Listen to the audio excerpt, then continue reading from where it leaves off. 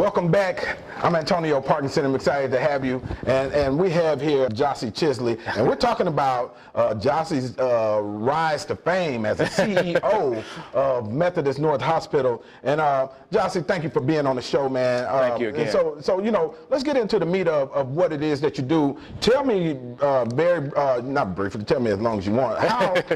What are your day-to-day duties as a CEO of the hospital? Because we always hear about the doctors, we always hear about the nurses, but we never hear about the administrators, the CEO and the COO. What happens on a day-to-day basis for you? Yeah, it's an excellent question, and people might be surprised at how mundane and routine it could be. But what we like to say is if we challenge what we're saying, then we challenge what we're seeing. Mm-hmm. So I'm really excited about some of the things that we've got going on in the four walls of the hospital, and even more excited about what we're doing outside of the four walls of the hospital. So what I like to say is that our entire executive team, which is really newly just formed, Antonio, has really made a strong impact in a short amount of time. We've got, I think, a wonderful team that supports me, but really not just looking at the hospital, but looking at the market.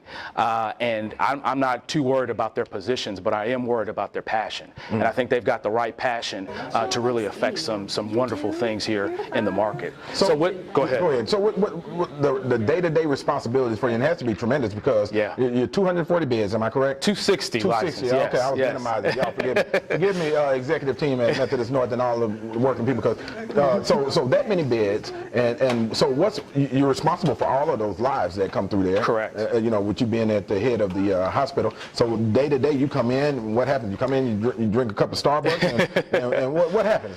Starbucks, y'all can get with me later on the plug. But go ahead. Well, I wish I had time for a cup of coffee some days. We literally have on skates because we're trying to do so much in a short amount of time because our community deserves it. So 9 times out of 10, Antonio, I'm meeting with the people that really make things happen, and I've had the opportunity to hire many more people that are smarter than I am and that really are concerned about the community. So I meet and greet. I have opportunity to get out in the community. One of the best parts of my job is that I get up to the floors and I get to interact with our nurses, with our physicians, and even more so with our patients. So let me jump in there real quick. Not meaning to cut you off, but so you get out there on the floor and interact with the nurses and the physicians. Okay, so if I was working in there in Methodist North Hospital and I see the CEO coming, what happens? Do they get rigid? Do they start looking like they're real busy? Or what happens when the CEO walks on the floor? Yeah, well, do they have an all call that they call before you come? The CEO is coming. The CEO is coming.